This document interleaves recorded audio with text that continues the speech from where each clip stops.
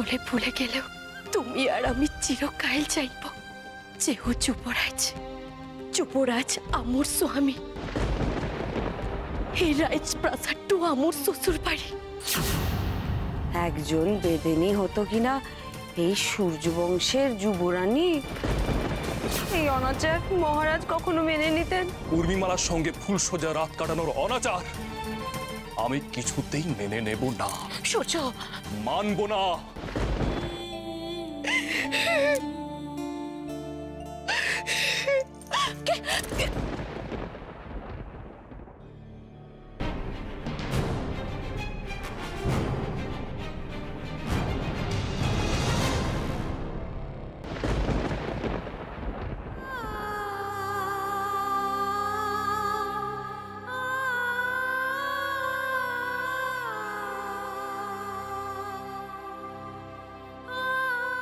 আজ তোমার ফুলসজ্জা,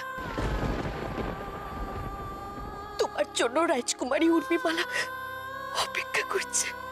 কিন্তু আমি যে সারা জীবন তোমার জন্য অপেক্ষা করে থাকবো।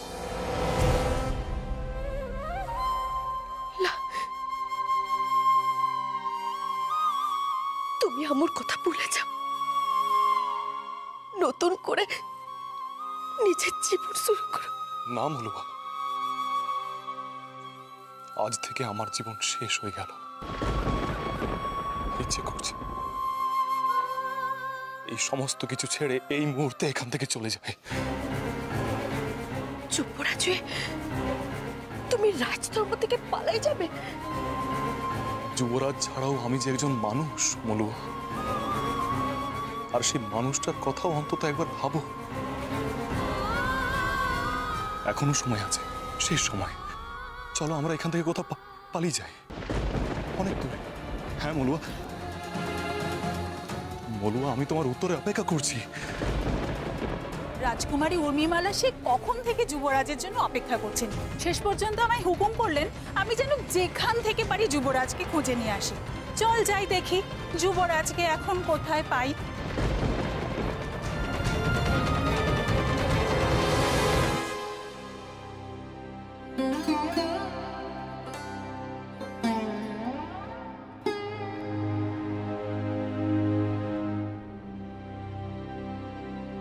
তুমি যাও, তোমাকে রাজকুমারী উর্মিমালা খুঁজছে। কিন্তু আমি যে একটু বাঁচার পথ খুঁজছি মলুয়া। প্রাণ থাকতে আমি অন্য কারোর হতে পারবো না, তার চেয়ে যুদ্ধ ভালো। তুমি একবার বলো আমি হাতে অস্ত্র তুলে নিই। না যুবরাজ, আমার কোনো যুদ্ধ চাই না। যুদ্ধ হলেই তো কতগুলো নিরীহ মানুষের পরনটা চলে যাওয়া। আমি একবার আমার মাকে হারাইছি, আর আমি তোমাকে হারাইতে পারবো না। তার জন্য যদি আবুকে এভাবে তো তুমি আমাকে হারিয়ে ফেললে মলুয়া। আমাদের ভালোবাসা কিন্তু এখন হারায়নি। কালাচাঁদ আমাদের ভালোবাসার সাক্ষী। আমার মন বলছে কালাচাঁদ আমাদের ভালোবাসার অমর্যাদা কখনোই হতে দেবেন না। পৃথিবীতে যদি দিবারাত্রি হয়, তাহলে এই সূর্য বংশের যুবরাজ সূর্যের জীবনেও আবার সূর্যোদয় হবে। আমি আবার তোমায় ফিরে পাবো মলুয়া, কিন্তু ততদিন এই সূর্যের জীবনে গ্রহণ লেগে থাকবে।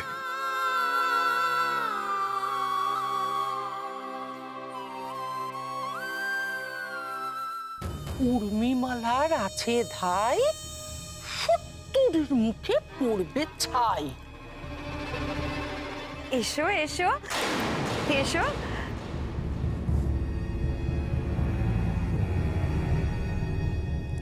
এ কি, আপনারা এখানে কি করতে এসেছেন? ফুলসজ্জার ঘরে আপনাদের তো কোনো কাজ নেই। যান, গিয়ে যুবরাজকে পাঠিয়ে দিন।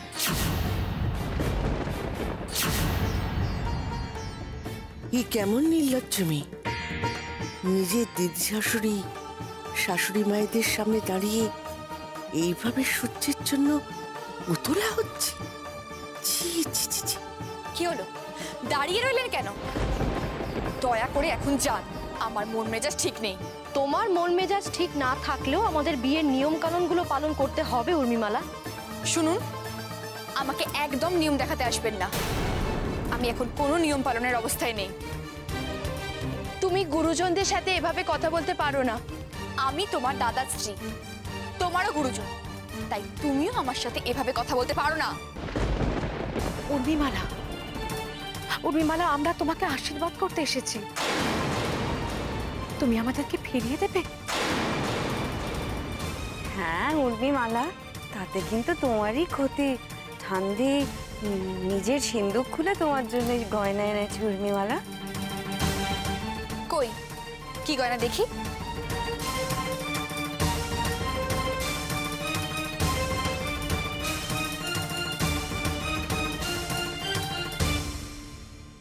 এই পরিবারের নিয়ম অনুযায়ী ঠান্দি নববধূকে তার বালা দিয়ে আশীর্বাদ করবেন। এই বালা ঠান্দির শাশুড়ি মায়ের, আর সেই বালা উনি তোমাকে দিতে চান। এর মূল্য আমাদের কাছে অপরিসীম।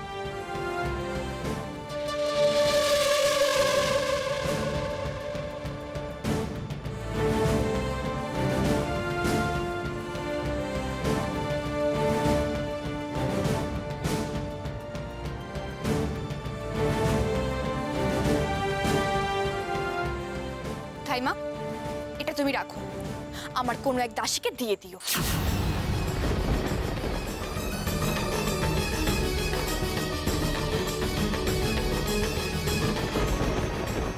আমাদের পরিবারের অমূল্য অলংকার তুমি দাসীকে দিয়ে দেবে?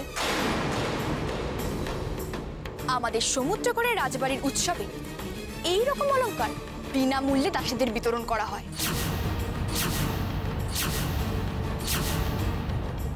তোমার সাহস কি করে হয় ঠান্দিকে এরম ভাবে অপমান করা? ওনার সাহস হয় কি করে এত সামান্য অলংকার আমাকে উপহার দেওয়ার? উপহারের মর্ম তুমি কি করে বুঝবে? তুমি তো তার সত্যি যোগ্য নও। এটা তোমার পাওয়ার কথাও যে নয়, যে এটার যোগ্য দাবিদার, যে আমার দাদার প্রকৃত স্ত্রী। আমি এই বালা তাকেই দিয়ে আসছি।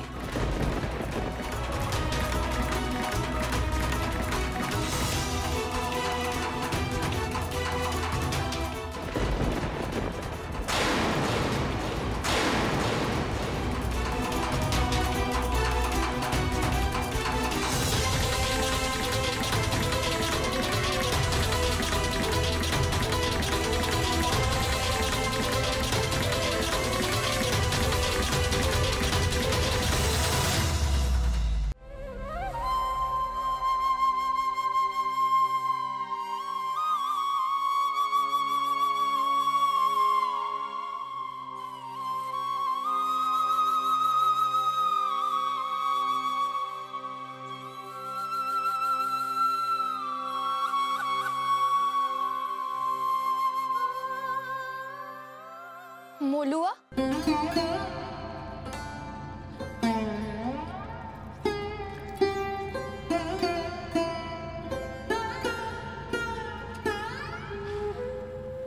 দেখি তোমার হাতটা দেখি।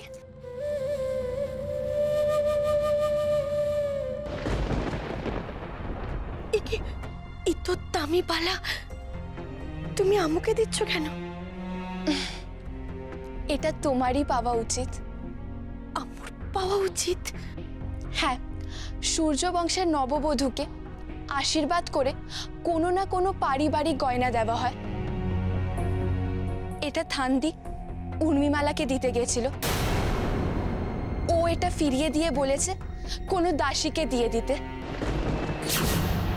আর ওর কথা অনুযায়ী তুমি তার খাস দাসী,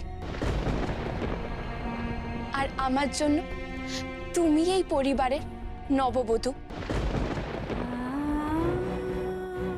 তাই দু অর্থে তোমারই এই বালা পাওয়া উচিত।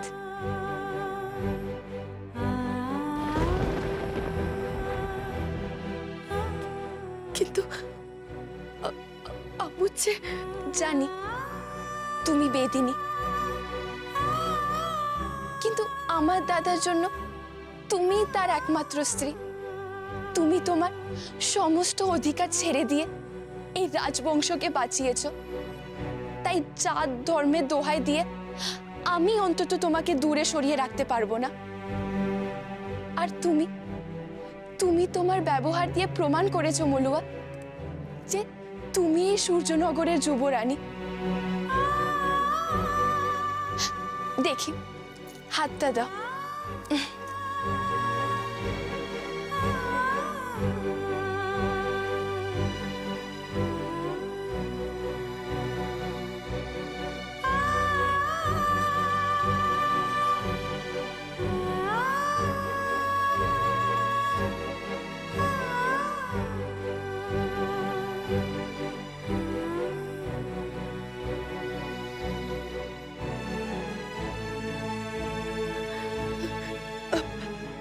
লালা, এই পালা ওর চাইলা, তুমি এ পালা ফিরিয়ে এলো। নিজের অধিকার তো অনেক আগে ফিরিয়ে দিয়েছো, এখনই বালাও ফিরিয়ে দেবে? তুমি বুঝতে পারছো না, কেউ যদি একটু জানতে পারে তাহলে সর্বনাশ হয়ে যাবে। তুমি মিচি মিচি ভয় পাচ্ছ, আর জানলেও বা কি? উর্মিমালা তো নিজেই বলেছে যে এটাও কোনো দাসীকে দিয়ে দেবে, আর ওর কাছে তুমি তো দাসী। আর তুমি তুমি বুঝি তা পাবো নাই? আমার দাদা তোমাকে ভালোবেসে বিয়ে করেছে, আর আমি আমার দাদাকে খুব ভালোবাসি, তাই তোমাকেও ভালোবাসি।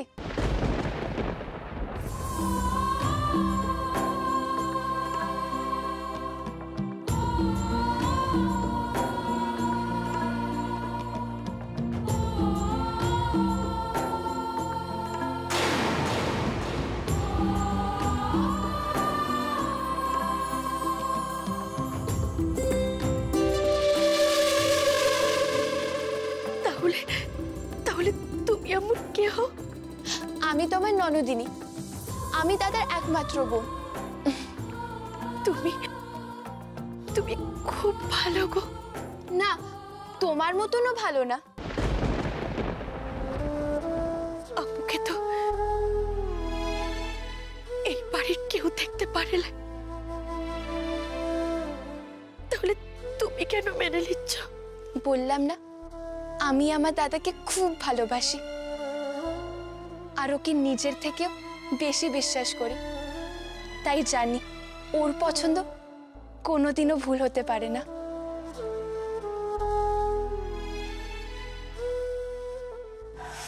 ও তাহলে এই ব্যাপার, তোরা তো জানিস না উর্মিমালার আছে ধাই, সত্তরের মুখে পূর্বে ছয়।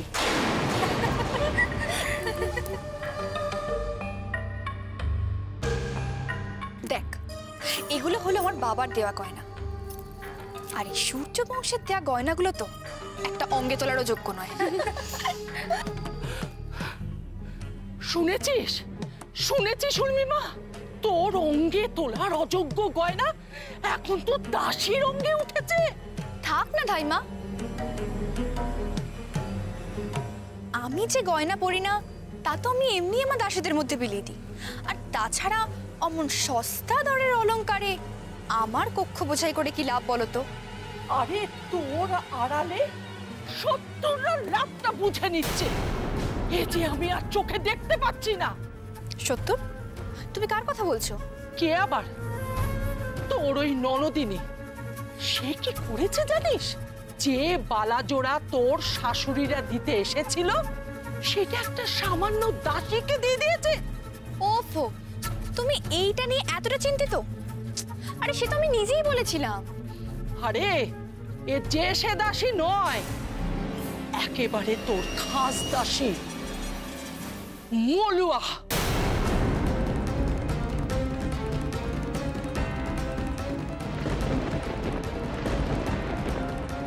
সখীরা, তোরা এখন যা।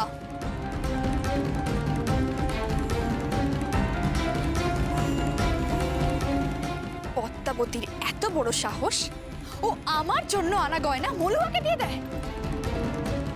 মস্ত বড় ভুল করলো। পদ্মাবতীকে এবার ওই ভুলের শাস্তি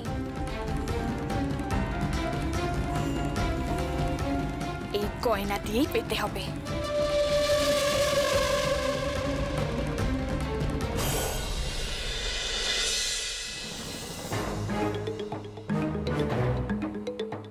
রাজকুমারী, কে? আপনার জন্য এই গয়নাগুলো এনেছি। এতগুলো গয়না হঠাৎ কে পাঠালো? রানীমারা। ওনারা হঠাৎ এতগুলো গয়না আমাকে পাঠালেন কেন? আপনাকে এগুলো পরে এক্ষুনি যেতে বললেন, কি যেন ব্রত পালন করবার আছে। ও, বিবাহের এতগুলো নিয়ম আমি কিছুই জানি না। তুমি যাও, গিয়ে বলো আমি এক্ষুনি আসছি।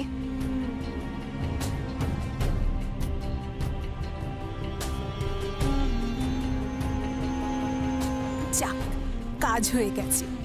রাজকুমারী উর্মিমালা নিশ্চয়ই খুশি হয়ে এবার আমাকেও কিছু না কিছু উপহার দেবেন।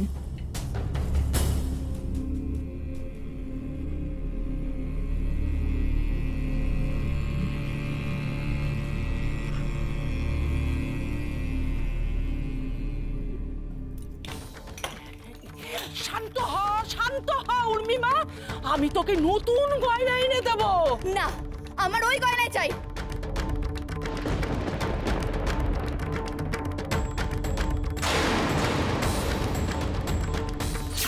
কি হয়েছে উর্মিমালা? এত ক্রোধের কারণ কি? আপনাদের প্রাসাদে সাপ থেকে শুরু করে চোর, কোনো কিছুরই কোনো অভাব নেই দেখছি। চোর? প্রাসাদে এত প্রহরা পেরিয়ে চোর আসবে কোত্থেকে? থাক, আপনাদের প্রাসাদের প্রহরা কতটা নিশ্চিদ্র সেটা আমার জানা আছে। সেদিন যদি সাপ ঢুকতে পারে তাহলে আর চোর ঢোকাটা অস্বাভাবিক কিছু নয়। ওরে বাবা, উর্মিমালা যা খেপে আছে দেখছি, আমাকেই না শুলে চড়িয়ে দেয়। না না, ওর কথায় কথা মেলাতে হবে। বলছি উর্মিমালা, তোমার কি হারিয়েছে? গয়না। আমার বাবা সমুদ্রগড়ের শ্রেষ্ঠ কারিগরকে দিয়ে ফুলসজ্জায় পড়ার জন্য গয়না বানিয়েছিল, সেটা আপনাদের প্রাসাদ থেকে চুরি হয়ে গেছে। কক্ষে কেউ ছিল না, আর উর্মিমাও কক্ষ সংলগ্ন স্নানাগারে রূপচর্চায় ব্যস্ত ছিল। আর ঠিক ওই ফাঁকে কেউ গয়না চুরি করে নিয়ে পালিয়েছে। গয়না? প্রাসাদ থেকে গয়না চুরি গেল কি করে? সেটা তো আমারও প্রশ্ন। আপনারা যখন বলছেন যে প্রাসাদের বাইরে থেকে কেউ এসে গয়না চুরি করেনি, তাহলে প্রাসাদের ভেতরে কেউ এই কাজটা করেছে?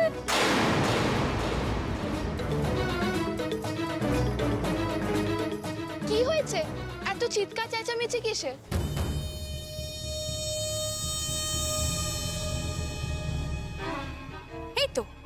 এই তো আমার গয়না।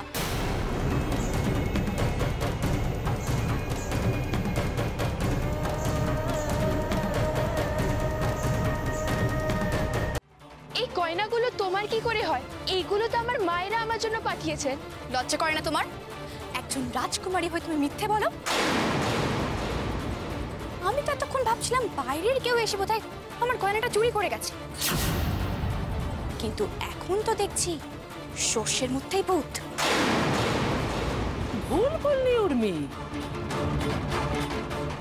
ওই রাজবংশের মধ্যেই চোর।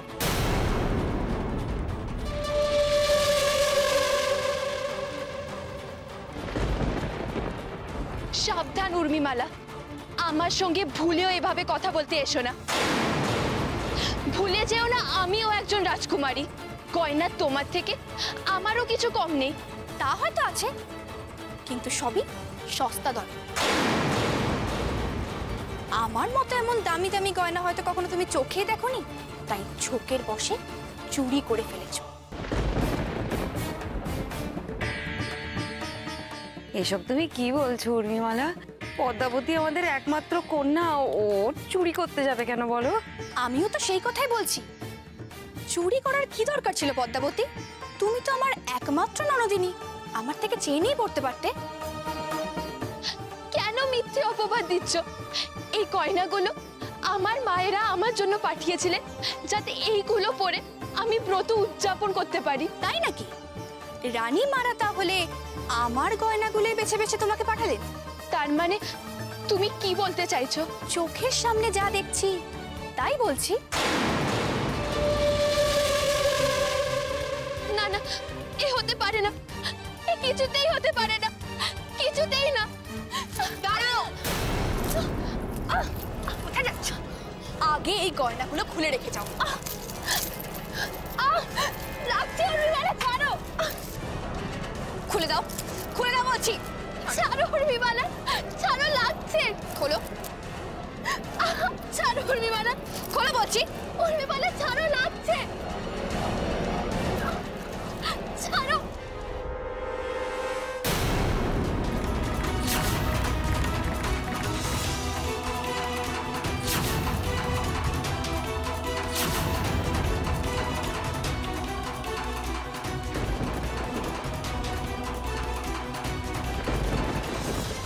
ওকে ছেড়ে দাও।